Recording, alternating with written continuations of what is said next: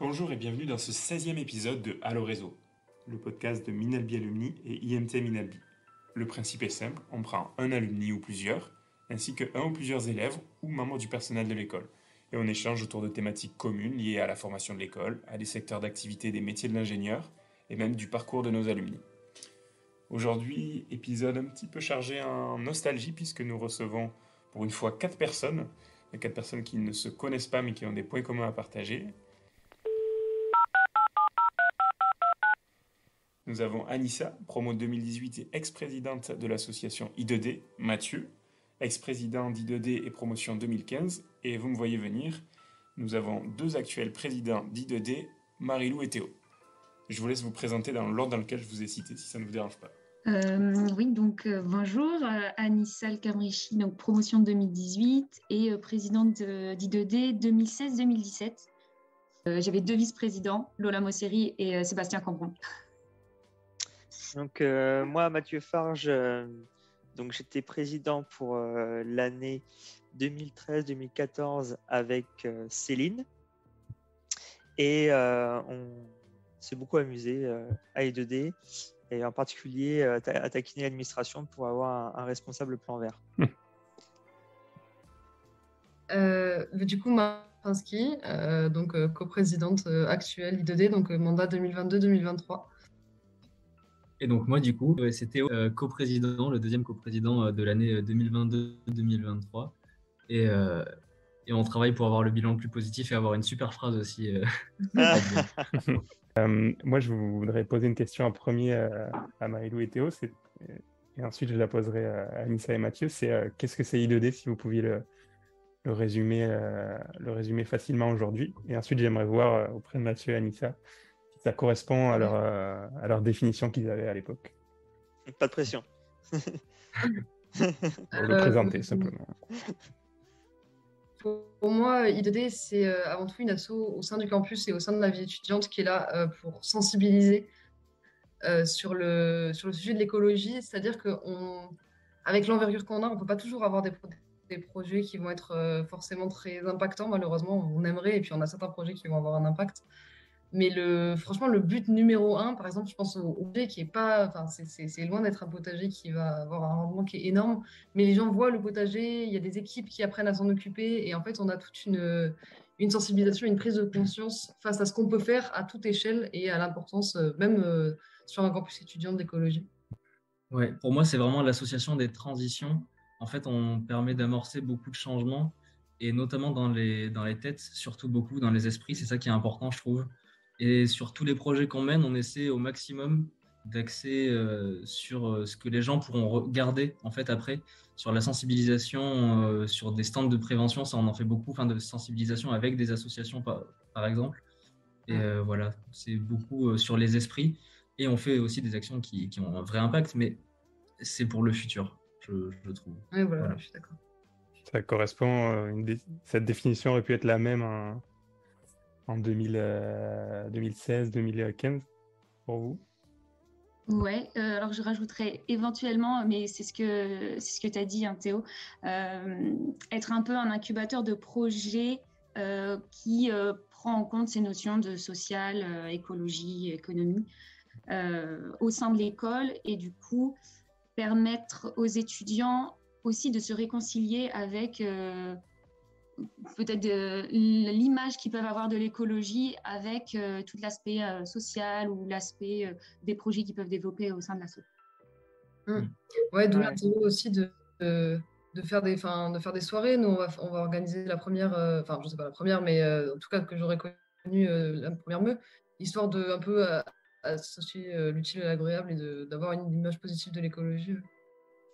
C'est vrai qu'on le faisait souvent la semaine de développement durable. On faisait une grosse soirée pour grosse soirée I2D. J'avais même fait une compile de musique avec quelques-unes qui avaient été en lien avec l'écologie. Je me souviens qu'est-ce qu'il a fait en 2015, je crois, il en avait fait une, il l'avait appelée LSD, Living for Sustainable Development. Donc ouais, c'est bien aussi de montrer qu'on s'est déconné aussi.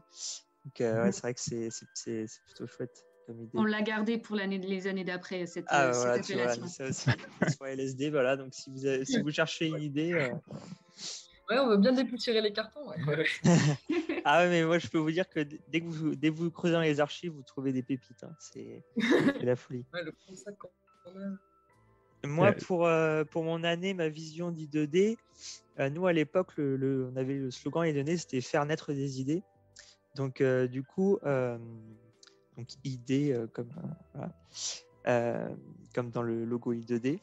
Et du coup, on le voyait vraiment comme un incubateur en fait, et comme un véhicule qui permet aux gens qui ont des idées sur le campus pour faire avancer le développement durable de s'en saisir et d'en profiter pour faire monter les nouveaux projets. Et donc, c'est pour ça que dans l'asso, on a eu plein de nouveaux projets dans l'année avec les trucs sur les carnets, c'est dans mon année où le pôle international il s'est créé. Et donc, en fait, c'était vraiment de dire, dès que quelqu'un a une idée et aimerait développer son truc, que nous, on soit là pour l'aider et lui dire bienvenue. Et de l'encourager et de mettre tout ce qu'on peut faire, tout le poids politique qu'on a auprès de la direction et autres, pour qu'il réussisse et qu'il trouve des gens avec qui réaliser son projet, quoi. Voilà. Du coup, ça donne une perspective un peu différente sur le stress qu'on a de pérenniser des projets d'une année à l'autre. C'est que justement, l'objectif, c'est que justement chacun fasse les projets qui lui plaît et que c'est pas grave s'il y a une année, il y a un projet qui se fait pas, du moment qu'on en garde l'historique et que quelqu'un peut le reprendre une année suivante et n'est pas à tout recommencer de zéro. Voilà, donc c'est vraiment, vraiment le véhicule pour réaliser les projets dont vous avez envie. Et justement, ce que tu disais sur des projets lancés, puis un peu oubliés, mais qui restent dans les archives, c'est exactement ce qui est en train de se passer. C'est pour ça qu'on était en retard. On était en fait, on a relancé un projet qui a été lancé il y a quelques années, d'une épicerie équitable sur le campus. Et donc là, en fait, on a participé à un appel à projet et on a été présélectionné. Donc, on va aller à Paris pour le soutenir, ce projet. Yes. Mais merci. Ouais, on a appris ça ce matin, on a sauté au plafond. Voilà. Bravo. Mais du coup, en fait, c'est un projet qui avait été lancé, un peu oublié, mais qui était encore dans le drive. Et en fait, on a pu relancer ça. Puis on est parti pas de zéro. Justement, on avait un petit document qui nous a bien aidé à driver un peu. Parce qu'on a eu pas beaucoup de temps en fait pour faire ce dossier-là. Il datait de quand le document ? C'était pré-Covid, donc 2019, je pense. Okay. Un truc comme ça. Ouais, du coup, plus précisément, le projet, ce serait un projet d'épicerie solidaire à la Meux, un jeudi sur deux, donc à la maison des élèves. Un jeudi sur deux et d'essayer de proposer des produits au maximum, locaux, au maximum en vrac et si possible bio. On est encore en train de contacter les producteurs, donc voilà. Et à prix coûtant, presque. Donc, Okay. Et de proposer aussi en fait toute cette démarche, c'est encore une fois c'est la sensibilisation beaucoup, c'est de rentrer dans ce mode de consommation qui n'est pas forcément le plus courant et le plus utilisé surtout par les gens ici. Et donc leur fournir la possibilité d'acheter des contenants à prix coûtant, d'avoir des petites fiches produits qui leur facilitent l'entrée en fait dans ce mode de consommation, et voilà, que ce soit le plus simple, le moins cher possible et le plus sympa, quoi. Voilà. Quand tu dis entrer dans ce mode de consommation, ça veut dire quoi? C'est que les gens, c'est qu'il y aura autre chose que des pâtes, c'est ça? Du coup, non, apprendre à consommer en vrac surtout. En fait, voilà, c'est du vrac. Ah oui, comment faire du vrac? Comment cuisiner en vrac? Tout le monde n'a pas des bocaux pour stocker chez soi. Oui, je vois. Moi, j'ai commencé à consommer en vrac récemment, là, et c'est 1 an de manger des compotes pour avoir des bocaux. Ouais. Des bocaux directs. Sachant que très vite, ça va tourner. Hein. Nous, on avait le projet vaisselle à l'époque, je ne sais pas si vous l'avez aussi.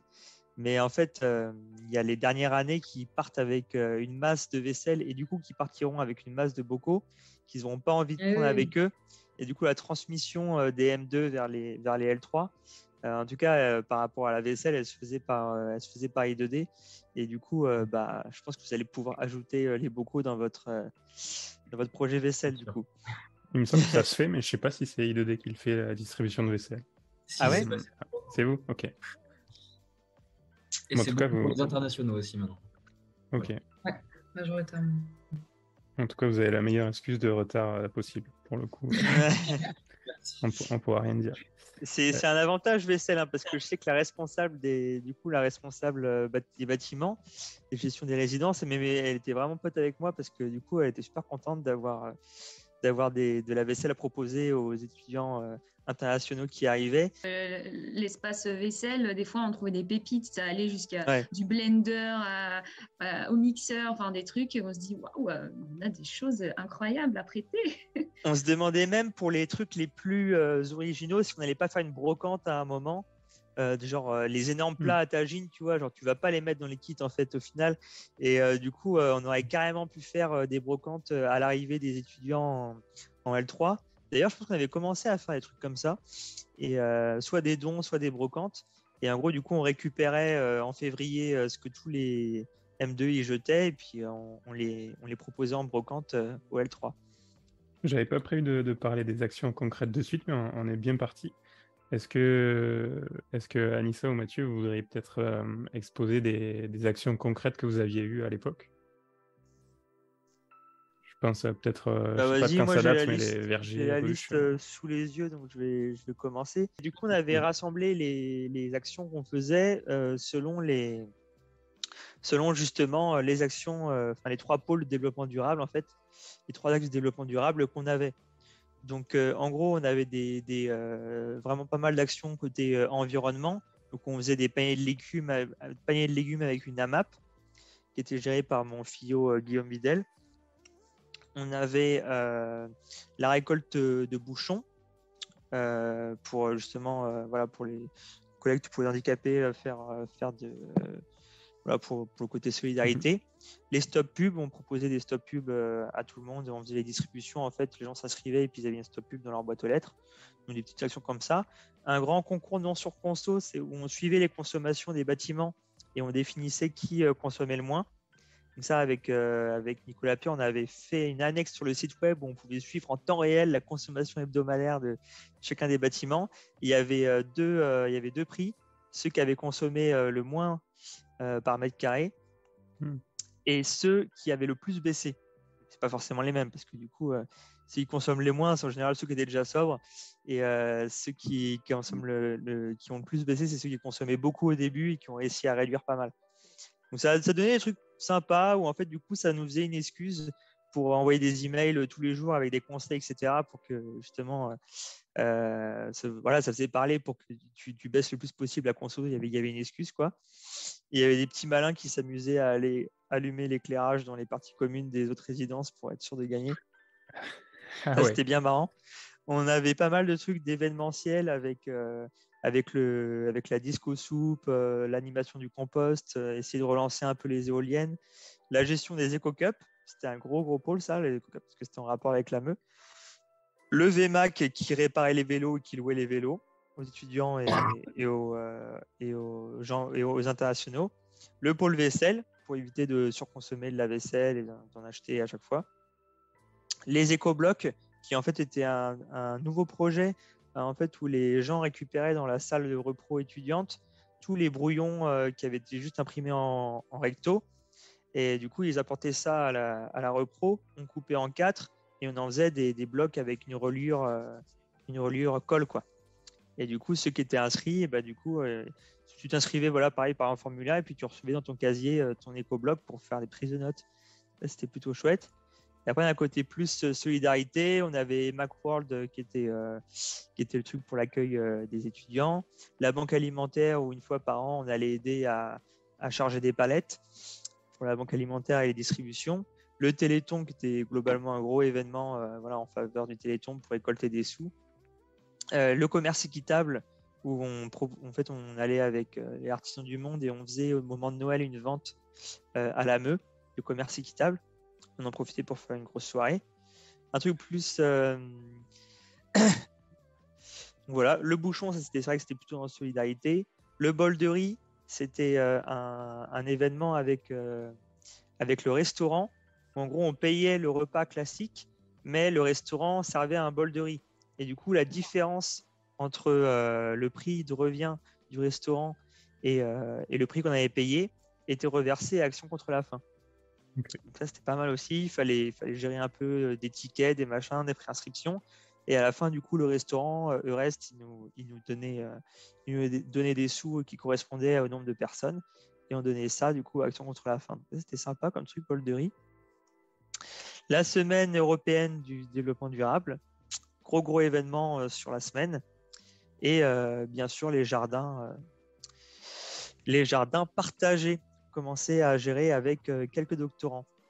Et à partir de cette action-là, du jardin, on allait un peu voir à l'extérieur du campus. Il y avait le groupe d'Albi en transition qui se réunissait plutôt sur la fac, auquel on participait et avec lequel on a fait pas mal d'événements, notamment la conférence de Pierre Rabhi. C'était à la base un truc qui était initié avec Albi en transition et qu'on a fait parce que justement on était avec les enseignants-chercheurs et quelques doctorants dans ce pôle Albi en transition en même temps que le jardin. Voilà. Là, ça fait partie des actions qu'on faisait. Je suis surpris positivement par le nombre d'actions qu'il y a eu, qui ont perduré ou pas, je sais pas, mais qui ont en tout cas été initiées ou poursuivies. En tout cas, tu les retrouves tous sur le petit tableau que je vous ai envoyé là. Gestion de projet IDD, c'est vrai qu'on en avait pas mal. Ok. Nissa, ce serait quoi ton ou les plus gros projets que tu retiens quand ça a été sous ta présidence? Globalement, déjà, on remercie, je pense, la création des premiers projets qui se sont faits parce qu'à la suite, ça a été plus ou moins déjà tous repris la plupart. Après, il y avait ou pas des personnes qui se sont mis responsables dessus ou qui ont géré le projet à l'année. Mais tous les projets que tu as énumérés, Mathieu, on les a... à un ou deux près, on les a remis, mais on va dire que dans notre année, on a essayé de, entre guillemets, catégoriser tous ces projets dans un pôle écologie avec les éoliennes, écobloc, potager, un pôle social avec tout ce qui va être commerce équitable. Il y avait des paniers de légumes aussi, on a mis des paniers de légumes. Et puis, le I2D Saga qui a été créé à la fin au niveau de la M2 par Sébastien Cambron, qui est Stop au gaspillage alimentaire, et c'était sur Facebook, on prend une petite photo de la nourriture qu'on ne peut plus, parce qu'on part en stage ou parce qu'on va déménager, et puis on essaie de voir qui veut la nourriture pour la récupérer, quoi. Je me rends compte que ça doit, avec vous quatre, on doit être à peu près sur un peu moins de 10 ans d'I2D. Je ne sais pas d'ailleurs si quelqu'un connaît la date de création de début. Parce que tu n'étais pas le premier, Mathieu. Non, je n'étais pas le premier. Il doit y avoir dans les archives un classeur papier qui raconte la première création d'I2D. En effet. C'est venu d'un drame. Un drame absolument dramatique, c'est que en fait avant I2D il y avait un pôle qui s'appelait ingénieur. Tu sais, il y a un réseau des ingénieurs pour le développement durable un peu. Oui, national, tu veux dire. Il y a un truc Ingénieurs sans frontières, exactement. Donc en gros, il y avait un groupe qui faisait partie d'Ingénieurs sans frontières qui une année se sont dit en fait on en a marre de payer une cotisation alors qu'en fait il se passe rien. Donc ce qu'on va faire, c'est qu'on va créer notre asso à nous qui se rappellera I2D et qui ne fera pas partie d'Ingénieurs sans frontières. Donc du coup, c'est ça qui a créé l'asso. Mais du coup, tous les projets qui avaient commencé à être développés d'un point de vue environnement et solidarité, du coup, on continuait. Voilà. Il faut savoir que en fait, Ingénieurs sans frontières, ça n'a jamais été un réseau qui ne fait que de la solidarité internationale. En fait, ça a toujours été un réseau qui faisait des actions en rapport avec le développement durable et qui participait par exemple à la semaine du développement durable et qui faisait des potagers, des trucs comme ça. Et du coup, en fait, ces actions-là, initialement, qui ont été toutes transférées vers une nouvelle association qui s'appelait I2D. Okay. Merci pour le contexte historique, je ne l'avais pas du tout. Tu voulais dire un truc Si tu as le gros document papier, si vous avez le gros classeur papier, vous trouverez du coup la date de ce compte-rendu de réunion que j'ai découvert comme la scission originelle, le péché originel. Mais c'était bien marrant à lire. L'avoir lu. Et je crois que c'est 2011, mais je suis pas sûr parce que je l'ai regardé. Ouais, ça doit être un truc comme ça. Ouais. Mais c'est possible. Je l'ai regardé, je pensais pas que c'était aussi vieux et du coup je suis doublement surpris. Je pensais pas que c'était encore antérieur à la création d'I2D, qui avait déjà une association de développement durable. Ouais. Ça soulève la question on en parlait un petit peu avant off, de la transmission des infos. Et je sais pas du coup, vous deux, comment vous l'avez pris, surtout avec, je pense, un gros épisode Covid qui a dû vachement freiner l'activité peut-être associative. Mm. Vous êtes parti de quoi? De rien? Vous avez eu beaucoup d'acquis au début ou pas du tout? Ouais. Les deux anciennes coprésidentes, donc Estelle et Camille, Mm, ont fait le choix. Alors, je ne sais pas du tout de quand ça date, ça, si c'est mm, nouveau ou pas. Mais en tout cas, nous, notre période de passation, elle s'est faite sur vraiment une longue période. C'est-à-dire qu'on est arrivé, on a pris le rôle de coprésident en mars, mi-mars. Mais les passations ont commencé presque quasiment début janvier, quoi. Ah ouais. On faisait des réunions régulièrement. Elles nous ont progressivement donné quelques petites missions pour qu'on commence à être impliqué un peu dans la vie de l'asso. Et donc, on a eu une passation assez progressive. Après, oui, leur mandat avait été un mandat compliqué. Et en général, la vie de l'école Mm, sur la période pour la promo 2023, donc ils sont actuellement en M2, ça a été une période extrêmement compliquée. Donc, il y a toujours des choses au moment des passations qui se perdent. Mais voilà, c'est I2D actuellement est la seule asso, enfin, mis à part la JIMA, mais je sais pas comment ils se débrouillent. En tout cas, que je sache, la seule asso qui fait ce système de passation long mm. euh, pour avoir une meilleure transmission, quoi. Ouais, qui permet d'éviter au maximum la perte d'informations parce que quoi qu'il arrive, il y en aura. Et c'est vrai qu'il y a des drives sur les archives, mais en fait, c'est assez indigeste, quoi. C'est pas toujours super bien géré. Et c'est vrai que si on ne connaît pas déjà les projets ou les choses Mm. comme ça, c'est compliqué d'aller Tu sais pas ce découvrir que de tu nouvelles cherches. choses. C'est ça. Ouais, je comprends. Moi, j'ai découvert beaucoup de projets là, dans ce que vous disiez.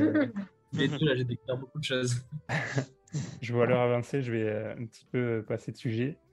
J'ai deux dernières grandes lignes, on va dire, à aborder. Il y avait un petit peu déjà l'aspect personnel de pourquoi vous avez voulu aller dans cet assaut-là. Est-ce que, alors pour les anciens, les alumni, plus sympa comme terme, est-ce que c'était pour un objectif pro derrière? Est-ce que peut-être aujourd'hui vous travaillez dans ce secteur-là, ou c'était juste un intérêt de découverte? Et pour Théo et Mariou, même question, est-ce que vous voyez ça comme peut-être acquérir des compétences dans un secteur dans lequel vous vous projetez ou pas? Je vais commencer. À l'époque, je suis rentrée à l'école, j'ai vu potager, j'ai vu éolienne, j'ai fait, oh, c'est bon, c'est l'association où je veux être. Voilà, c'est commencé juste comme ça. Puis après, Centre d'intérêt, quoi. Ouais, je suis allée voir, voilà, c'est ça, à la présentation. Et puis j'étais là, ouais, carrément. Voilà. C'est ça. Ouais, c'est pareil, hein. Quand je suis arrivé à la présentation, je voulais faire partie de tous les projets, donc j'étais trop chaud patate. J'étais super motivé et j'avais envie. Et surtout, j'avais envie parce que je sortais de 2 années assez rudes de classe préparatoire où on faisait que étudier des trucs, et j'avais envie maintenant de faire des trucs concrets, quoi. C'est un peu une revanche sur la grosse parenthèse sociale qui se passe pendant les classes préparatoires, où on est vraiment freiné dans toutes les activités qu'on veut faire. Et par ailleurs, du coup, quand j'ai quitté le campus, je commençais à entrer dans la vie professionnelle. Du coup, j'ai continué à travailler pour l'associatif, pour une association qui s'appelle Avenir Climatique. Et je suis toujours dans l'associatif aujourd'hui, quoi, parce que ça fait partie des choses qui me motivent. Et en tout cas, par rapport à vous pour grandir et pour vous faire grandir et pour votre propre épanouissement, c'est une expérience qui vaut tous les yeux et tous les cours que vous pourrez avoir à Minalbi, quoi. Super enrichissant. Moi, du coup, je dirais deux choses plutôt. Déjà, ça fait partie des quelques raisons pour lesquelles j'ai voulu aller à l'école. J'ai vu qu'il y avait une association qui avait l'air d'être assez active à ce niveau-là, et que l'école avait l'air d'être tournée beaucoup vers les transitions, et notamment pour l'option bâtiment à énergie positive, qui m'intéressait tout particulièrement. Et ensuite, à la présentation au forum, j'ai découvert qu'il y avait une branche d'I2D, donc une squad UNITA, qui s'appelle Rénovation Jarlard, et on essaie de mettre du contexte un peu, qui s'appelle Rénovation Jarlard, et donc qui est tournée vers la rénovation énergétique des bâtiments. Et je me suis dit que là, en plus, ça pourrait m'aider dans mon avenir professionnel, quoi. Enfin, ça alliait tout ce que je voulais. Donc, c'était naturel de rentrer chez I2D. La coprésidence, c'était beaucoup moins naturel. Moi, j'avais aucune envie d'être coprésident au départ. Mais ouais, du coup, c'est grâce à Marie-Lou. Et je te laisse peut-être... Oh, c'était transi. Oui. Ouais, moi, ça a été un peu un coup de cœur, un peu comme Anissa disait. C'est-à-dire que, c'est une histoire un peu mignonne. Quand je suis arrivée à l'école, mon parrain, enfin, voilà, on commençait à apprendre à se connaître. Il m'a dit, non, mais toi, de toute façon, tu vas finir copres I2D. Et au début, je lui dis, de quoi tu parles? Et en fait, au fur et à mesure, à force de découvrir les actions, etc., au forum des associations, et puis tout le reste, j'étais là en mode, bah oui, je vais finir copres I2D. Et j'étais... mais le premier jour, il m'a dit ça, et moi, j'étais là en mode... ouais, et donc ça s'est fait très bien. Et puis je voyais ça aussi comme une vraie opportunité, en fait, comme un défi. Parce qu'il y a des choses, des compétences que demande la coprésidence que j'avais pas forcément, notamment gérer tout ce qui est administratif, paperasse, envoyer des mails, aller toquer à des portes. C'était vraiment pas mon domaine de compétences et je me disais que ce serait vraiment une bonne façon de le faire. Et puis au-delà de ça, de rencontrer mes convictions personnelles. Donc ouais, et je me suis pas trompée. Ouais, une belle histoire pour tous, c'est trop cool. Personne s'est trompé en tout cas en arrivant dedans. Super. Oh non, on atterrit rarement par hasard en tout cas, c'est sûr. À moins d'être amoureux de la présidente de l'année précédente, en général ça se fait comme ça. Vous aviez parlé un petit peu Anissa, un petit peu Théo de la formation qui a du coup pas mal changé en quelques années. Théo, toi tu disais que ça a été même un argument pour toi pour revenir là. Donc j'imagine que tu trouves que l'environnement, la transition est assez intégrée au cursus scolaire. Alors, c'est intégré, mais ça l'est jamais assez. Enfin, c'est-à-dire qu'il y a beaucoup presque de choses la réponse que j'attendais. Notamment dans le tronc commun, il y a beaucoup de choses qui sont faites. Il y a de la philo qui a été intégrée. Je ne sais pas si c'était le cas à vos années, je suis pas sûr. Ah non, pas du tout.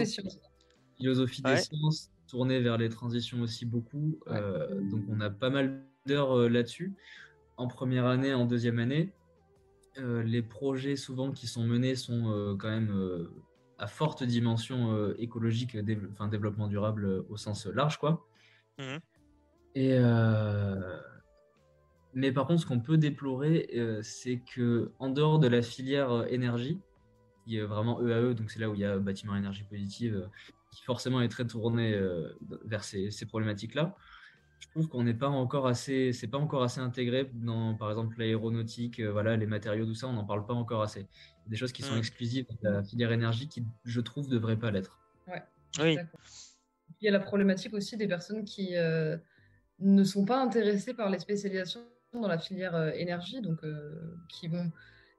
voilà, c'est des parcours en particulier leur plaisent pas, mais qui ont quand même la fibre environnementale et qui du coup se retrouvent frustrés de ne pas avoir de composantes environnementales dans leur enseignement de spécialisation en troisième année. Genre par exemple, toutes les personnes qui font IMAS ne veulent pas travailler. Enfin, IMAS, du coup, c'est le nouveau nom de la filière matériaux. Elle a encore Oui, bah, c'est l'ancien nom. Oui, je le connais. Les personnes qui font matériaux ne sont pas intéressées forcément par l'aéronautique ou l'aérospatiale ou les domaines du transport, et du coup se retrouvent frustrés de ne pas avoir cette composante-là dans leur formation. C'est quelque chose qui leur manque au moment de la professionnalisation, quoi. Je me posais une question, mais c'est plutôt du coup au président et coprésidente actuelle. Comment vous ressentez la façon dont est perçue l'association à l'heure actuelle sur le campus, de façon générale? Moi, je dirais que on a un statut vraiment différent des autres assos, type le BDE, le BDS, tout ça. Eux, ils sont beaucoup plus, ils ont une grosse popularité au niveau des élèves, et nous, on est plus entendus par l'administration, puis les élèves, on a un petit peu plus de mal à les toucher. Alors, c'est pour ça que ça a été un des gros combats de notre mandat et qu'on continue. C'est d'essayer de changer un peu cette image qu'a I2D et que, intrinsèquement, à toute association qui est en lien avec le développement durable. C'est assez terrible, mais c'est vrai. Et d'essayer de plus plaire, en fait, simplement. Parce que c'est vrai que c'est compliqué, même de trouver des vrais motivés. C'est un peu la croix et la bannière, quoi. On en a, mais c'est compliqué. Faut dire les choses concrètement. I2D, par certaines personnes, longtemps a été vu comme... Enfin, longtemps, je ne sais rien, mais en tout cas, nous, au moment où on est arrivé à l'école, I2D était vu comme l'association d'écologie punitive culpabilisatrice. Alors, c'est pas le cas de tout le monde, et voilà, c'est des termes qui sont forts, mais il y a quand même cette vision de l'écologie restrictive dont on essaie de plus en plus de se détacher et d'abandonner tout type de projet qui viserait à interdire certaines choses, à limiter les pratiques, notamment, par exemple, tout ce qui est la pratique vis-à-vis des éco-cups, vis-à-vis des goodies. On abandonne tout combat du style interdire les éco-cups ou limiter le nombre d'éco-cups parce que justement, on veut pas donner cette image d'écologie embêtante et limitante, et plutôt en fait, un véhicule pour les idées, ouais, comme on en parlait plus tôt. Sachant que les éco-cups, c'est un projet dès la base, donc s'il vous plaît, ne les enlevez pas. Et le serpent se mord la queue. Ouais. Aujourd'hui, il y a des éco-cups à toutes les occasions et en quantité astronomique, beaucoup trop. Ah oui, pour les nouvelles éco-cups, ouais, de ne pas en avoir trop. Ouais. Oui, c'est ça, parce que... Après, il y a peut-être Nous, on avait trouvé une façon de, entre guillemets, essayer de réconcilier. C'était un peu l'année, du coup, sociale. On faisait des glaces maison I2D et ça fonctionnait de Alors, il y a peut-être la formule à revoir, parce que, on parsemait ça de petites friandises qui, à l'heure actuelle, peut-être qu'on devrait essayer de voir avec des choses un peu plus, on va dire, éco-responsables. Mais une petite base, une petite glace faite maison I2D, ça fonctionne hyper bien et tout le monde est ravi après. Exactement, surtout si vous mettez du CBD dans une soirée LSD, c'est parfait. Jouez là-dessus à fond. Je pense qu'on a fait à peu près le tour. Je suis content de la direction que ça a pris. Au final, sans en parler directement, on a pas mal évoqué un peu la notion de réseau et de génération, transmission des projets. Donc je trouve ça super et à la fois dommage que vous ne soyez pas rencontrés avant, ou du moins il y ait eu des échanges. Mais très, très satisfait de voir que des projets peuvent voir le jour plus tard, alors qu'ils avaient été pensés des années en avant. Merci à vous quatre, c'était très sympa. Je me doutais bien qu'à 4, on dépasserait allègrement le temps. C'est chose faite. Merci pour l'invitation. Merci pour tout. Je vous en prie. Ça devrait paraître en décembre ou janvier, je pense, sur le Spotify, YouTube. Comme ça. Spotify, je vais écouter ça dans ma voiture. Yes. Tu t'écouteras toi-même. Ah, mais moi, je m'attends. Très bien. Ce sera la fin de ce podcast. Super.